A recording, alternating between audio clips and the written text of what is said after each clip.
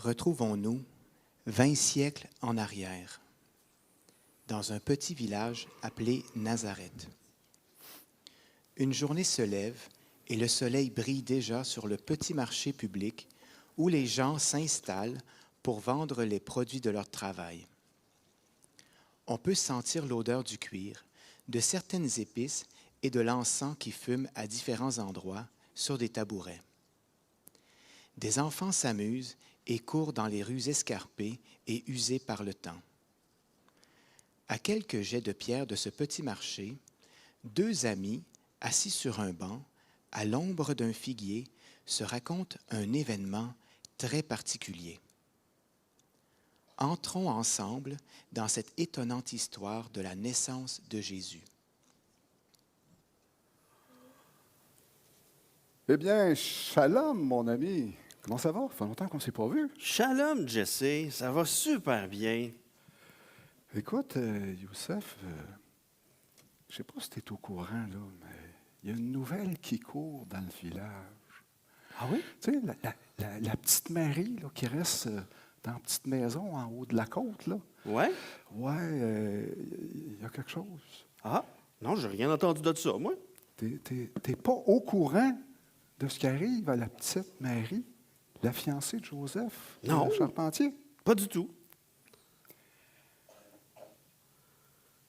Elle est enceinte. Non. T'es pas sérieux. Voyons donc. Oh que oui. Hey, j'aurais jamais pensé ça de Joseph. T'es bien assis? Fais attention. Quoi? Imagine-toi donc, Ouais? Joseph, son fiancé, il n'est pas pantoute concerné. Non. Joseph, il est même pas concerné. Pas pantoute. Il a dû prendre ça dur, lui. Oh, sa petite Marie, sa fiancée qui est enceinte, même pas de lui. Oh oui, il prend ça dur. Il est vraiment décidé de rompre sa relation avec elle.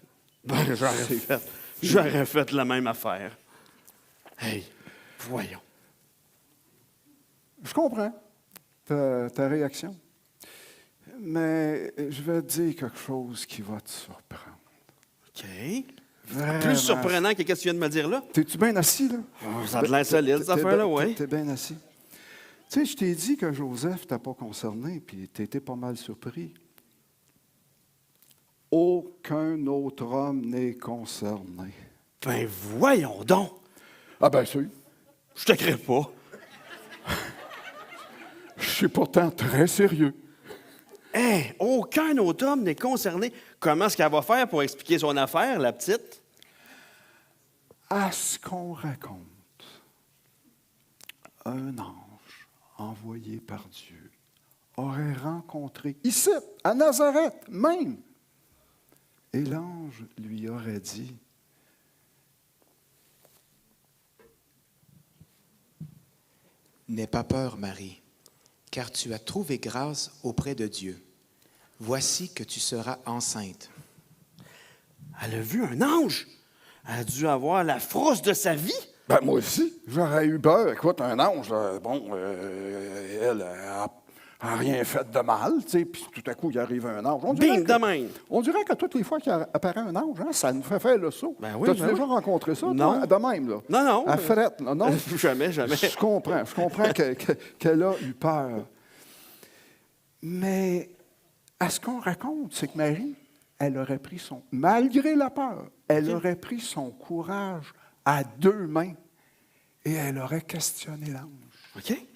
Comment cela se fera-t-il, puisque je n'ai pas eu aucune relation avec un homme? L'ange lui répondit, « Tu seras trouvée enceinte par l'action du Saint-Esprit. » Et Marie crut ce que l'ange lui avait dit. Hey, t'es un peu, là. Ça me fait penser à quelque chose, ça, là. On ne serait pas en train d'assister à l'accomplissement d'une promesse qui a été écrite par le prophète Isaïe. C'est bien possible. Bien possible. Laquelle? Voilà pourquoi c'est le Seigneur lui-même qui vous donnera un signe. La Vierge sera enceinte. Elle mettra au monde un fils et l'appellera Emmanuel. C'est la prophétie qui s'accomplit. Ben, ça ressemble à ça. Ben, qu'est-ce qui va arriver avec Joseph? Qu'est-ce qu'il va faire? Il est-tu au courant de tout ça, notre Joseph? Ben, je comprends ta question. Moi, je poserais une question, moi aussi. C'est pas un autre homme. Il n'y a pas d'homme concerné. Lui, là, ça le ramasse de tous bords et de tous côtés, là, cette histoire-là. Qu'est-ce qui va y arriver? À ce qu'on raconte. Non, là, arrête de dire des affaires de même. Là. Ah non, non. Oui, je comprends ta réaction. Là, tu sais, mais à ce qu'on raconte, un ange aurait aussi dit à Joseph, pendant son sommeil, « N'aie pas peur de prendre Marie pour ton épouse, car l'enfant qu'elle porte vient du Saint-Esprit. Elle mettra au monde un fils, et tu lui donneras le nom de Jésus, car c'est lui qui sauvera son peuple de ses péchés. » et Joseph fit ce que l'ange du Seigneur lui aurait ordonné.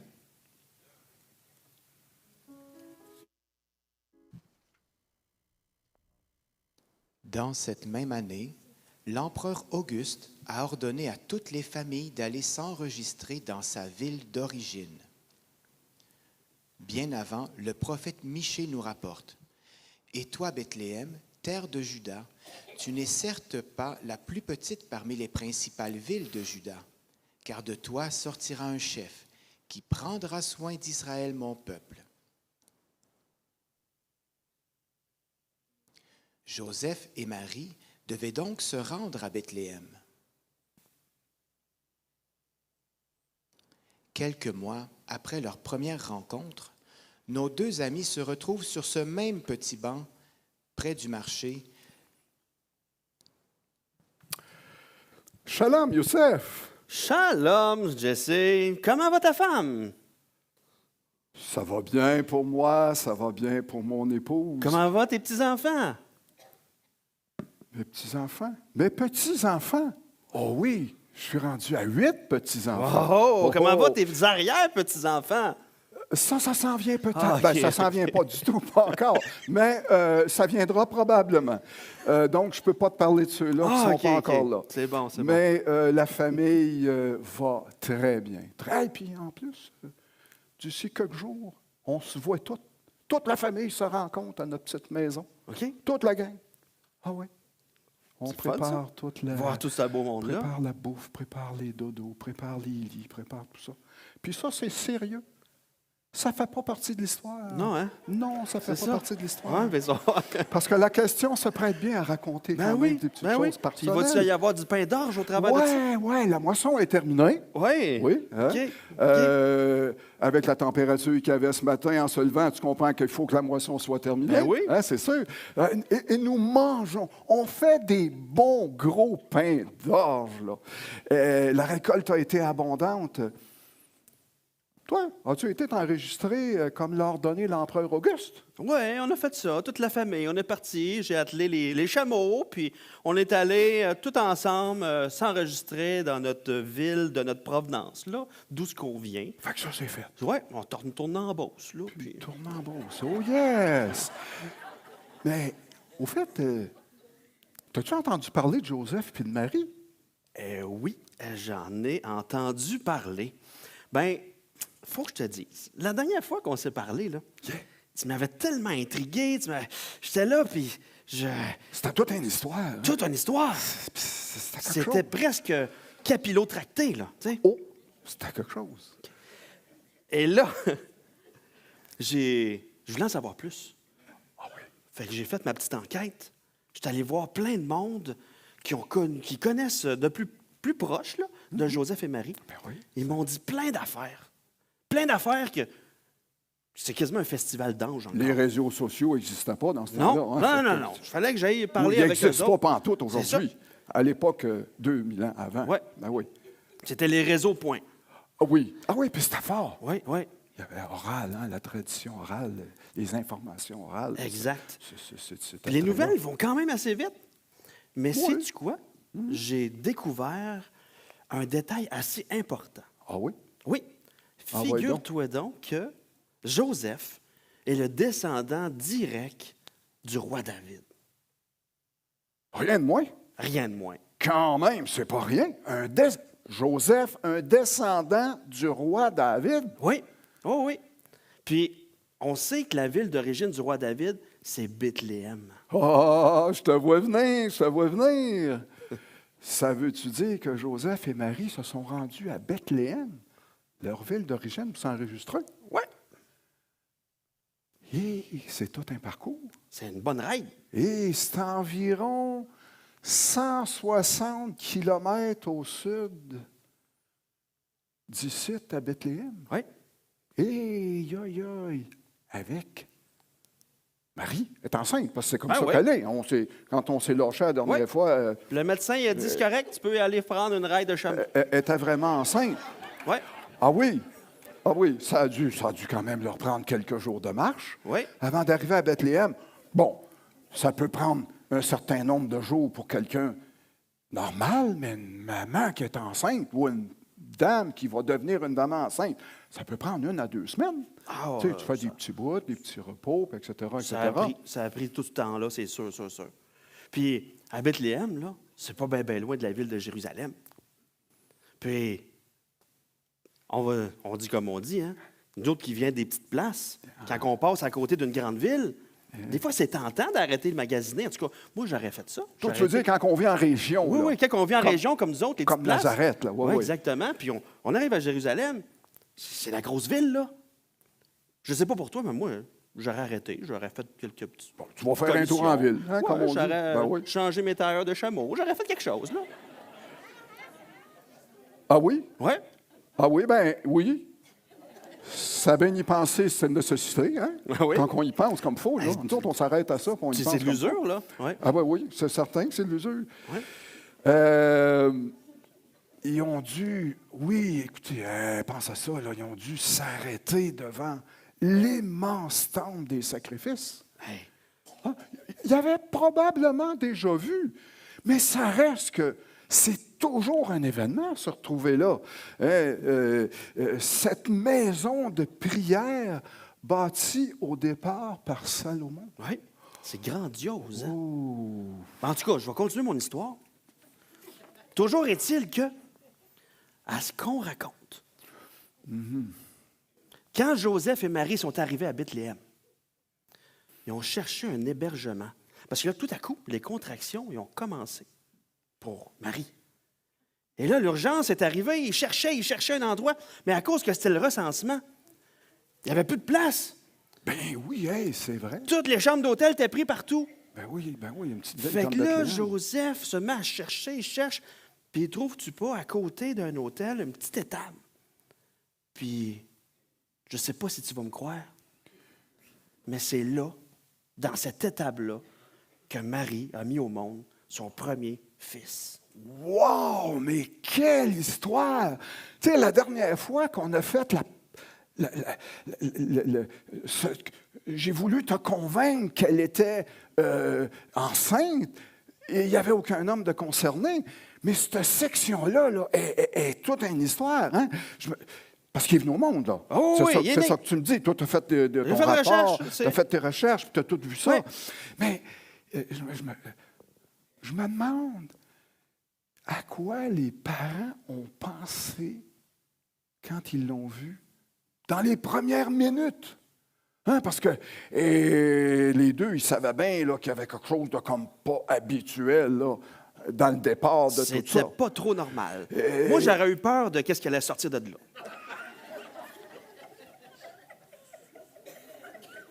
Oui, à bien y penser. Mais je ne peux pas imaginer le premier regard qu'ils ont dû avoir. Pour moi, ça devait se frotter un petit peu avec ce que tu dis. Qu'est-ce qu'il va avoir de l'air? Tu sais, parce qu'il ne vient pas, il n'y a pas d'homme de concerné. Fait que l'enfant qui va venir, Mon ami, t'échappes pas une seconde quand il vient au monde. Là. Mais non. C'est certain. Cet enfant vient de Dieu. Il devait être émerveillé.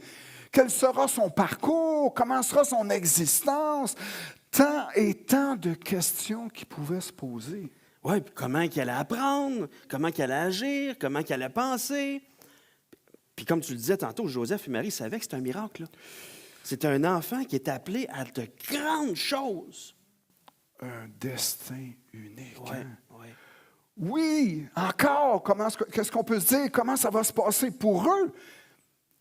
Qu'ils soient au monde, mais pour lui, dans la vie de tous les jours, dans sa progression. En tout cas, quand je me remets dans toute cette histoire-là, je me dis, ça n'a pas dû être évident pour Joseph et Marie.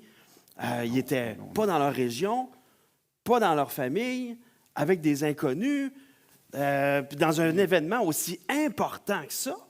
C'était important, là, cet événement-là. Hey, quand tu dis qu'il y a des anges qui viennent t'annoncer l'arrivée de ton bébé, ça doit être important un peu. Hein?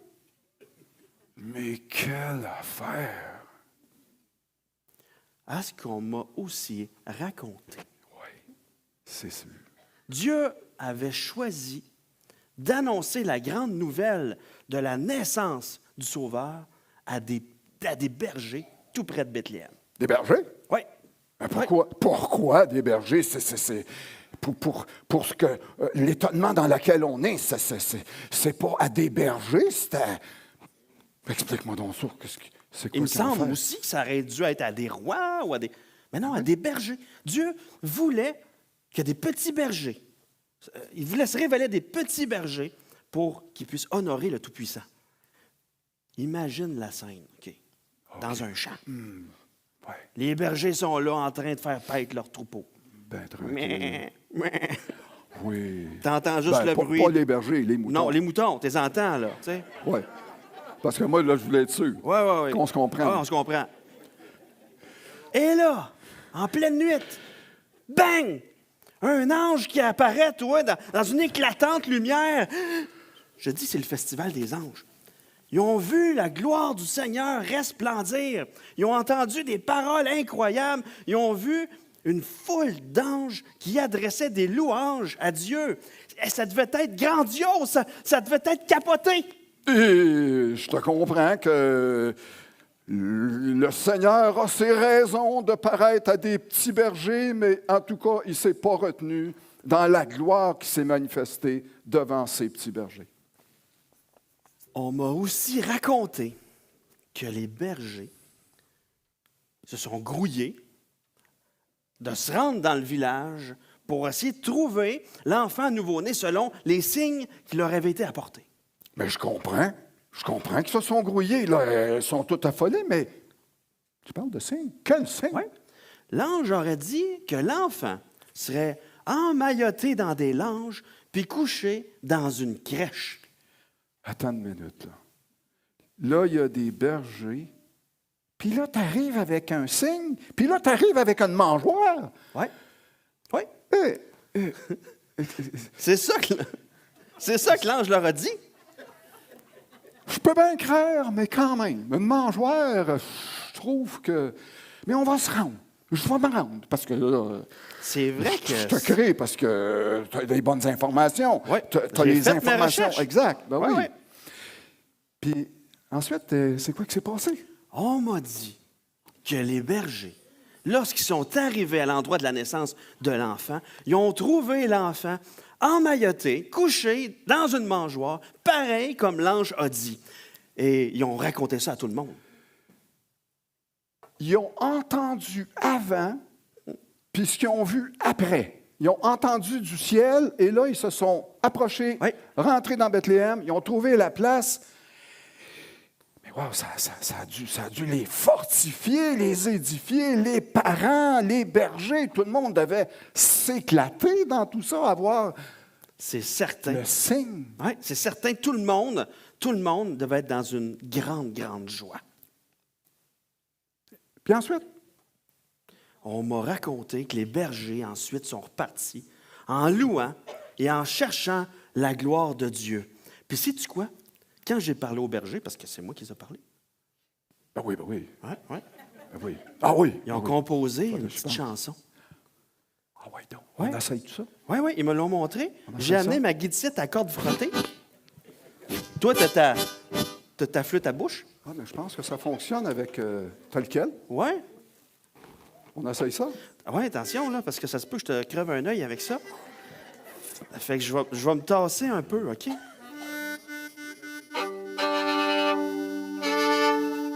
Ça va comme ça.